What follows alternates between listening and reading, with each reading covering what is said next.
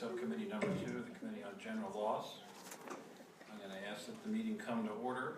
We have several bills on our agenda today, and I understand that Delegate Collins and House Bill 1693 and Delegate Peace 1530 have asked that their bills be taken by, and so we're going to do that and put them at the end of the list some other day. Let's see. We have, that leaves us Weber, Lingenfeller, and Robinson's bills. And I don't see Delegate Lingenfeller, but there's Delegate Weber. So, good afternoon. Tell Good us afternoon, about Mr. Chairman. 1596. House Bill 1596 is essentially the exact same bill that I brought forward last year that passed out of the House and out of this committee. And essentially it is the prevailing wage bill, prevailing wage essentially on the state level, that says that a state agency can't decide that they're going to put forth a prevailing wage for that area, saying you have to charge X amount per hour for your workers. The government mandated agreements can disproportionately burden small business, and prevailing wage requirements actually increase the cost of doing business. And the idea was that you have companies and workers that travel across several counties, et cetera, across several localities, and it creates a environment where companies are much easier to bid and keep costs low for the customer, being our taxpayer. So that's essentially what the bill does in the simplest form. And we have folks, NFIB was here, but the general contractor is Nicole here. There's people here to speak for it, and the general contractors are for the bill as well. All right, well, before we get to pros and cons, Yes, any sir. member of the subcommittee have a question for the patron at this point? All right, hearing none, I'm going to ask folks to speak in favor of the bill first, and if you could be judicious with your time, because I see there's several, and sure. as the line gets through the queue, if you would avoid repeating what we've already heard, that would be swell. Absolutely. Nicole, Mr. Chairman, Nicole Riley, State Director for the National Federation of Independent Business. We support this legislation. As Delegate Weber mentioned, a lot of times prevailing wage laws make it more difficult for small businesses to participate because they just don't have the capacity to do the higher wages and such. But it also increases the cost of projects. And it also, we do see a lot of times where you would have out-of-state contractors are the ones that end up winning these bids because they have the capability. So for those reasons, we like this bill and we ask that you support it. Thank you. Hi, Mr. Chairman, Keith Martin with Virginia Chamber of Commerce. For the reason previously stated, and the fact we think this bill is good for our business climate, and we're supportive as well. All right, thank you. Mr. Chairman, Brendan Shaw with the Prince William Chamber of Commerce. For the reason previously stated, we support this bill as well. All right, thank you. Mr. Chairman, members of the committee, Mike Forehand with the Northern Virginia Chamber of Commerce, 650 members, 500,000 employees across Northern Virginia. For the reason previously stated, we support the bill. Thank you. All right, thank you. Anyone else wishing to speak in favor of 1596? All right. See anyone? Anyone wishing to speak in opposition to 1596?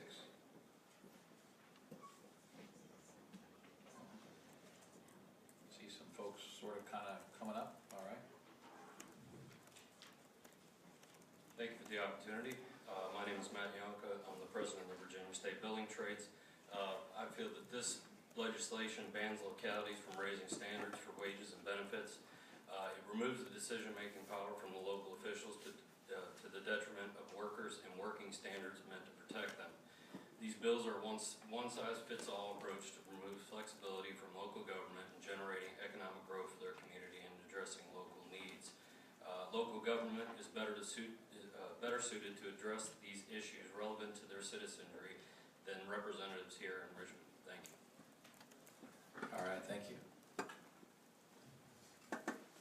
Anyone else wishing to speak in opposition?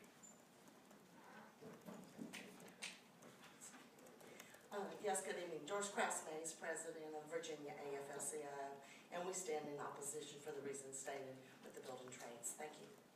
Thank you, ma'am.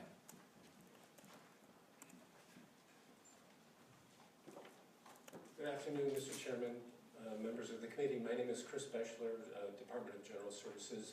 The administration opposes this bill. Thank you. Thank you for letting us know. All right, anyone else? Delegate Weber, I'm sorry. As long as you spell it right, we're all right. It's only the second day, I'll get it right. Yeah, any concluding thoughts? It's only been a number of years. Sorry, Mr. Chairman. Well, as before, just to refute a couple of folks that came up, this bill particularly only deals with state agencies. It does not prohibit localities from doing that. There's another piece. Somebody else is carrying a bill to that effect. Okay. All right, thank you. All right. Unless there's further discussion, 1596 rests with the subcommittee. It puts the subcommittee's pleasure. All right, there's been a motion properly made, report 1596, and it's been seconded. Any further discussion on the motion? Hearing none, all those in favor of reporting 1596 signify by saying aye. Aye. Any opposed? No. Okay, we've got 2 opposed. Can the ayes raise their hand just so our clerk gets it right? Okay, you got everybody? Okay. And what's the tally there then? Was that 4-2? Okay, so that bill reports 4-2. Thank you very Mr. much. Chairman. All right, Delegate Lingenfelder here at this point. Don't see him, so Delegate Robinson, you don't present your bill? You want to go down front?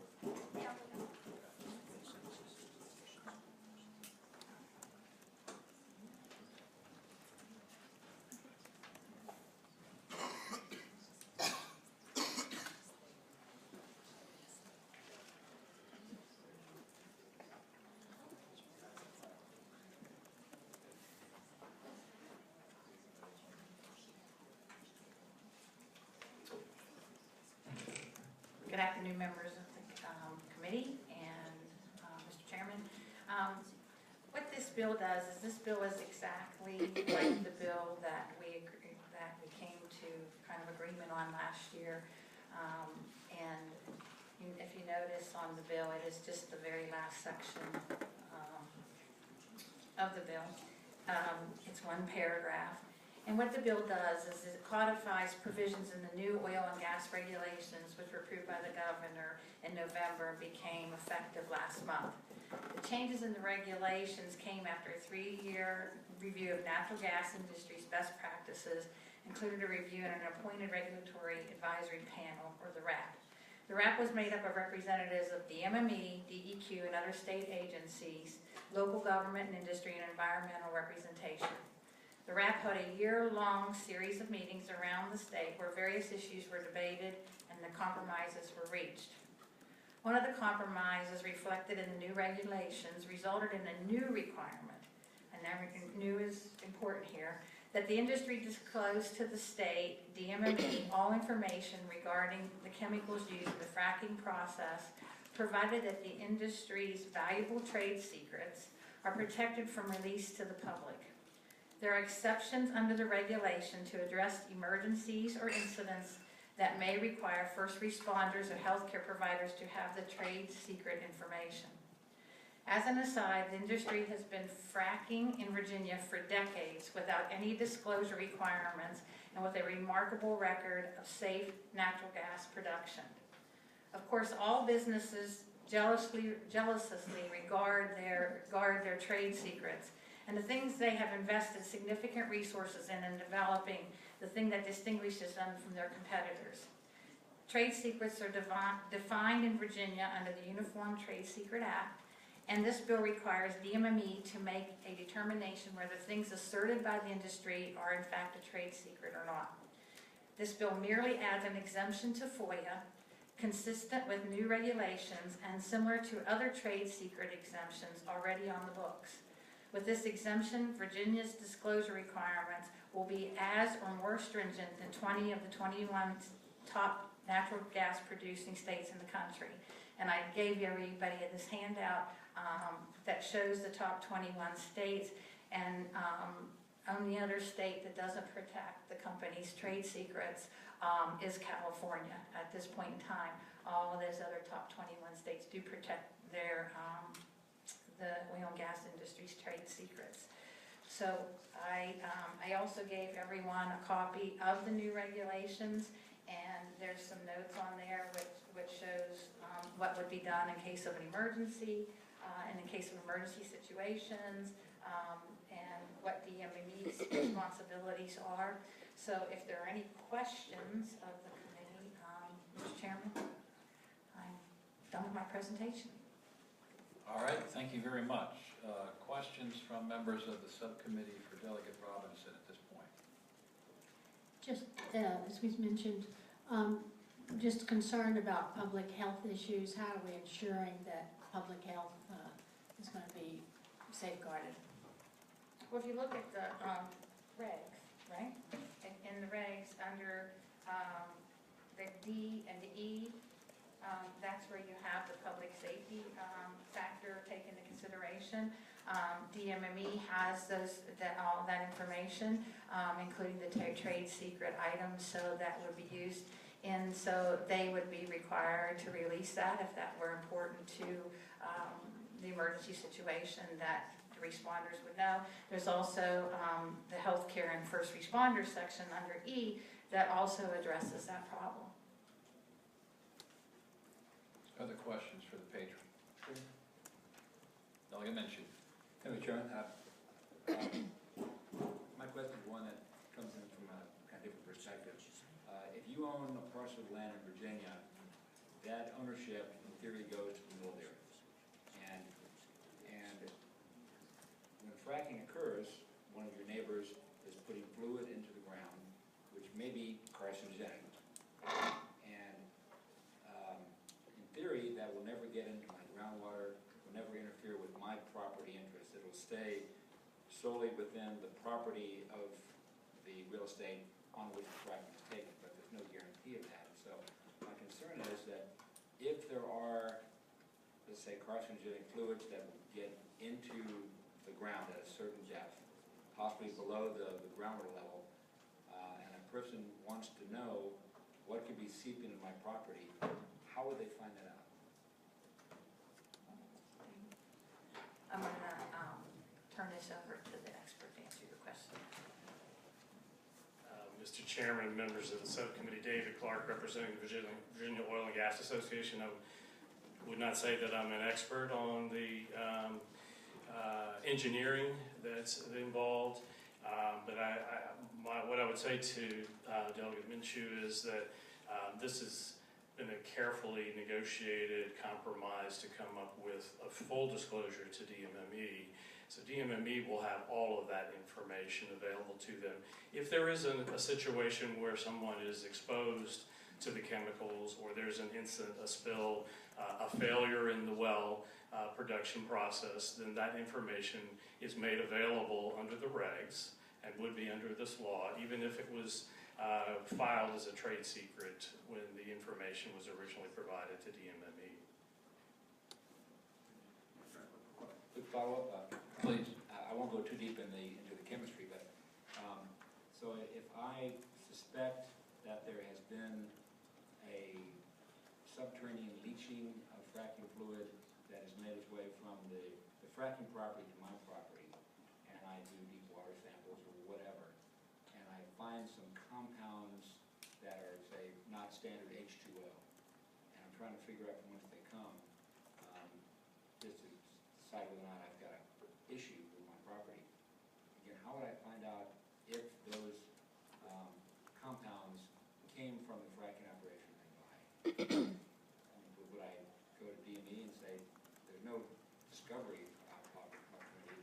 FOIA is a tool that's sometimes used for that.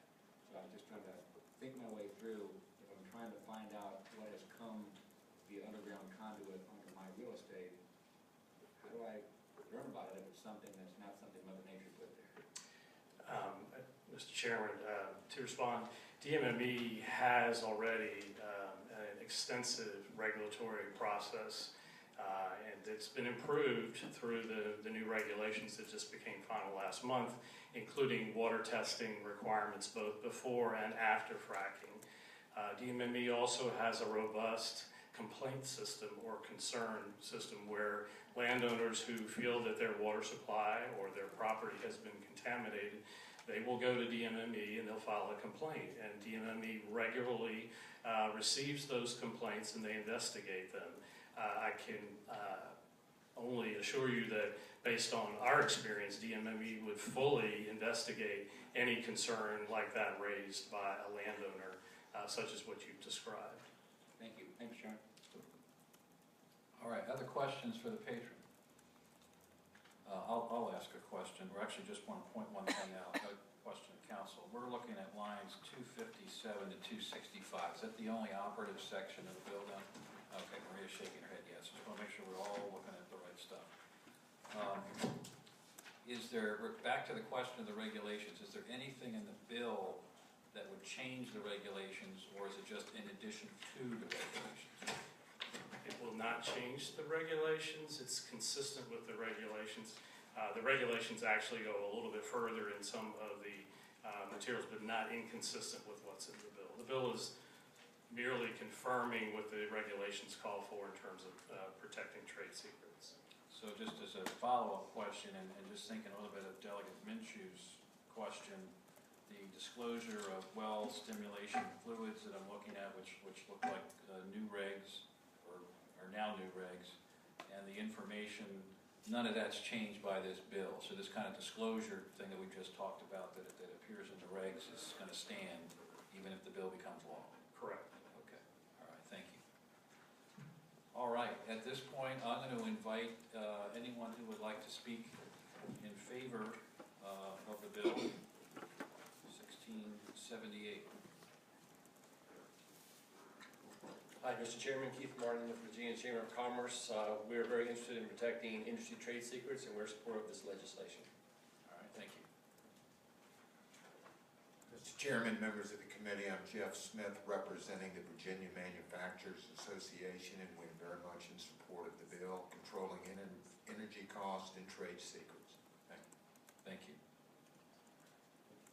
Mr. Chairman, members of the committee, my name is Miles Morin. I'm the Executive Director of the Virginia Petroleum Council, which is a division of the American Petroleum Institute, and we support the bill. We think that it strikes a balance between full disclosure to regulators, but also protecting the industry. And with this protection, Virginia would still have one of the strongest chemical disclosure requirements in the country. Thank you. Thank you. Mr. Chairman, Chris Nolan on behalf of Consol Energy. We're a member of OGA, and we also support the bill. All right, thank you. Anyone else in favor who wishes to speak? Okay, anyone opposed to the bill who'd like to speak to the legislation? Good afternoon, Mr. Chairman, members of the committee. My name is Eric Gregory. I'm with the law firm of the Wyoming Board. I also serve as county attorney to King George County that overlies the Taylorsville Basin, which is believed to hold a significant reserve of oil and gas. And over the past few years, the county has been looking at this issue and very concerned about the issues that Delegate Lemunion recognized, and that is, or Mr. Chairman and a member of the committee recognized, and that is the potential spill of these liquids or potential contamination of groundwater by these chemical ingredients in the fracking fluids. I served also as a member of the Regulatory Advisory Panel, which Mr. Clark referenced, the DME organized, and we did undertake a significant study that took over a year. And we did make recommendations, but part of the discussion that we undertook during that advisory panel study was concerning this disclosure. And the idea was that the need for this disclosure is significant, and this FOIA exemption would make that recommendation virtually useless. We recommended a public database that DMME would maintain, and this would basically make that moot.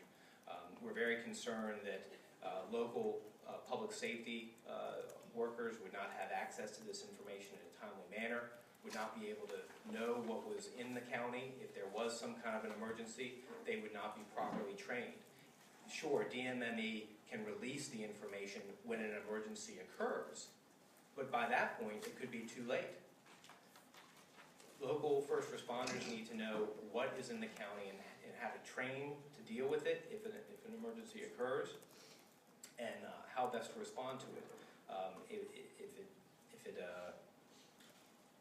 it's after the fact, it could be too late. And so King George County is very concerned about this, and also my colleagues in Virginia Association of Counties, I believe some of them are going to speak just now. Thank you. All right, thank you.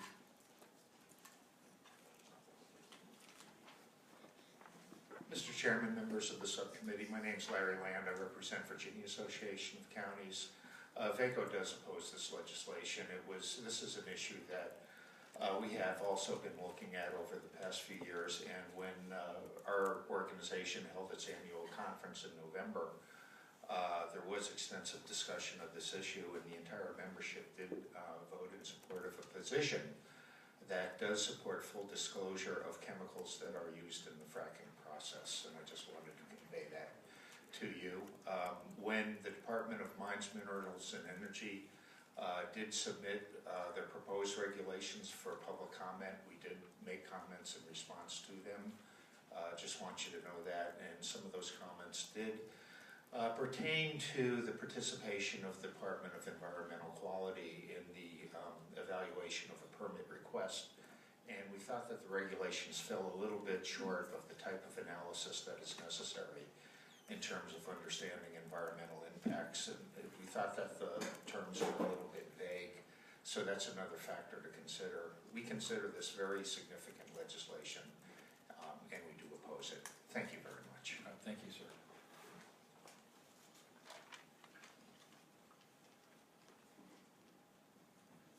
Mr. Chairman, my name is Emily Francis, and I'm here on behalf of the Southern Environmental Law Center. And we have followed the regulatory process over the last few years very closely as it relates to oil and gas fracking chemical disclosure. And we believe that a wholesale exemption from FOIA would automatically place trade secrets in a black box that citizens no longer have access to. And it is that transparency and access to information that we're very concerned about, and our reason for opposing this bill. Specifically, we're concerned, as Mr. Gregory mentioned, that localities would not have access to this information ahead of time in order to prepare for any potential accident. We're also concerned that property owners would not have access to this information in potential connection with their drinking water wells. We do believe that any FOIA discussion, which was not robustly discussed during the regulatory process, we feel that any FOIA discussion should include the impacts on public health as well as the impacts on the environment. And for those reasons, we oppose this bill. Thank you. All right, thank you.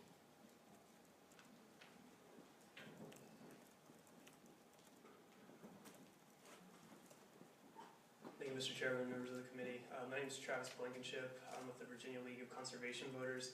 We also oppose this bill. We feel that this legislation goes far beyond protecting the competitive trade secrets that the legislation attempts to get at. It actually prevents landowners from knowing any chemicals potentially impacting their drinking water. And so with that, we oppose the bill. Thank you for your time. All right, thank you. Good afternoon, Mr. Chairman and members of the committee. My name is Trias Lockwood. I'm with the Virginia Conservation Network, and we also oppose this bill for the reasons stated here today. Thank you. All right, thank you.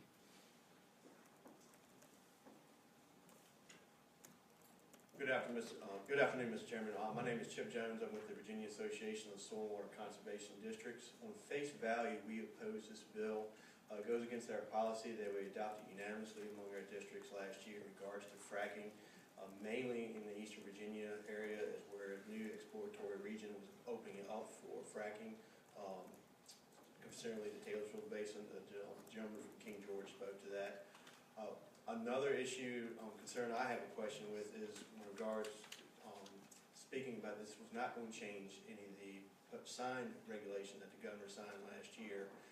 During the 3-year process that was mentioned, right now, as it states, I understand that all the chemicals that these companies will be used would have to notify a website called Frac Focus, which was to let you know what kind of chemicals are being used. From the sounds of it, this new FOIA exemption would actually exclude what was signed into the regulatory process in regards to having the disclaimer of those chemicals used in frac focus. So that's why I say on face value we oppose this, because I'm still a little have some questions in regards to that. My last concern is that someone from the Virginia Gas and Oil Association is actually speaking on behalf of DME in regards to these regulations. I don't see anyone from DME themselves speaking in regard to this. So that's as we stand, Mr. Chairman. Thank you very much. Thank you, Mr. Chairman, members of the subcommittee. Megan Ryan with the Coalition for Open Government. I echo many of the comments that have been made so far. I'd also note that it was noted that DMME would investigate complaints. This was in response to Delegate Minshew's question, and that is good. But we know that independent access by citizens and local governments and advocacy groups is just as important as the water quality issues in Flint, Michigan have shown us. Granted, that's a different situation, but it does point out that public health oversight requires access to public information. Thank you. Yes, Mr. Chairman and committee members, I'm Carol Nago with the League of Women Voters, and we oppose this bill on the principle of transparency and the need for robust public health measures. Thank you, ma'am. Anyone else wishing to speak in opposition to 1678? All right. Delegate Robinson, any final thoughts that you'd like to share with us? I hope I can hit on all of these things.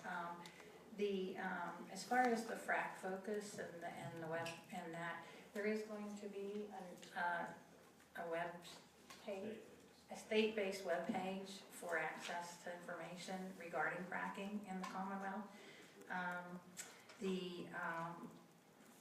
The bill, as Mr. Clark stated, does not usurp the regs. It just is to protect the industry and their trade secrets. And we have been doing fracking in Virginia for 40 years, and it hasn't been any disasters or any environmental issues that have come up in the 40 years, and that was without any disclosure whatsoever. I don't think we should underestimate DMME and their position and what their job is to regulate this industry and to determine which are trade secrets, and that's the protection. It's just the trade secrets under the FOIA. Everything else is out there. It's for disclosure, and if there's a problem, they can get that information available. All right. Thank you. Any further questions from members of the subcommittee? All right. Hearing none, the measure rests with the subcommittee. What's the committee's pleasure? There's a motion to report. Do I hear a second? You can second your own bill too. Okay, but I think Delegate Anderson has seconded. Okay, so the motion is to report. 1678 has been properly seconded. Any further discussion on the motion? Hearing none. All those in favor of reporting 1678 signify by saying aye. Any opposed? Okay, opposers, we have 3. And everybody else vote in favor. Roxanne's going to vote in favor? Aye. Okay, so I think that reports on a 4-3 vote. All right, thank you, Delegate Robinson. All right, is Delegate Lingenfelder? There he is, right there. Okay. I think you have, you're going to tell us about House Bill 1472. Yes. Hang on just a second. I want to make sure I got it in front of me here so we all know what we're talking about. Gloria, is there a, is it a big team?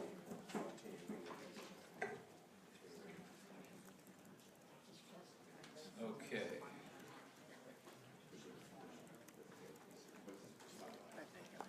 Okay, Mr. Chairman. Hang on just a sec. So everybody's got the bill who's looking at it, and the operative section is lines 59 through 66. Is that correct? That's what we're looking at. Okay. Let me give you some background. There will be an amendment to this, but it deals with the first enactment clause to simply conform it to a bill that is coming out of the other body in our direction. We just want to make sure they're consistent. It's no big shake. Are we going to do that today? Let me give you the background on this thing. Our question has been raised concerning the conflict of interest for soil and water conservation districts and employees who actually participate in the BMPs, the Best Managed Practices cost share program that people use in the Virginia Agriculture Best Management Program. Last year, we had an exception to the code, which we passed unanimously, that was approved by the General Assembly and signed into law by the governor concerning this thing, but it does not include other cost share programs. This legislation clarifies that the intent of the General Assembly last year was ensuring district director, staff, and immediate family can participate in all cost share programs, and we left out that immediate family piece. It was just simply an oversight. And then Maria, you can report this other thing that we need to do to conform it. But that's your bill. It's pretty straightforward. All right, thank you. And so Maria, the patron has requested an amendment. Correct, Mr. Chairman. The amendment is on the second page of the bill at the end. You would replace the second enactment with sort of the same one. It's just what the enactment is on the bill right now that says it only applies to all contracts in effect as of July 1, 2017. And this needs to go more perspective. So it's any contract entered on or after July 2017. So new contracts after, on or after July 1. Right. So any existing contracts as of June 30th are not affected? Correct. Is that the effect? Yes. Okay. Do we got language to pass out, or we'll just rely on your? This is a trust me. Okay. Well, I understand. Well, we'll have it before we get to full committee. Oh, absolutely. Yeah. I mean, if you like, I can make copies of it. No. I think unless there's a member who wants that. Anyway, the intent here, Mr. Chairman, is just to remind the committee last year what we were concerned about is you've got people who serve on these boards who are farmers, and they actually participate in the program. Well, if they're participating in the program, then they couldn't do this great work that they're doing with the board. So we're trying to deal with that so that we're not doing any harm to people. That's why I passed unanimously last year. We just missed this little part. We should have caught it, and we didn't catch it. Okay, I thought the bill looked familiar. Okay, so we're going to grandfather in any existing contracts prior to July 1. That's the effect of that. Is there a motion to accept the amendment? So moved. There's a motion to approve the amendment or adopt the amendment, and there's a second. Any opposition? All right, we'll assume that amendment has been adopted. I'm going to ask for anyone who wants to speak in favor of 1472 as amended to come up and tell us what you think. Mr. Chairman, the members of the committee, I'm Don Wells. I'm co-chair of the Legislative Committee for our state association. I'm also an elected director in Hanover County for our local soil and water conservation district. This is an important bill because the directors and staff people need to participate in the program because they are the people that set the examples for others to follow. We have been working with Delegate Lingenfelter and Senator Hanger on the other side to get this amendment to provide the football programs availability, whether it be just for agriculture or whether it be for our Virginia Conservation Assistance Program. We support the bill. All right, thank you. Anyone else wishing to speak in favor of 1472 as amended? Anyone wishing to speak in opposition to the bill? All right, Delegate Lingenfelter, any further thoughts? Thank you. All right. All right, there's a motion to report 1472 as amended. It's been properly seconded. Further discussion on the motion? Hearing none. All those in favor of reporting 1472 as amended signify by saying aye. Aye. Any opposed? All right, I think that's going to pass 7-0. All right, so that bill reports, and I think that concludes our docket because the other two were passed by. All right, unless there's any further business before the subcommittee, we are adjourned.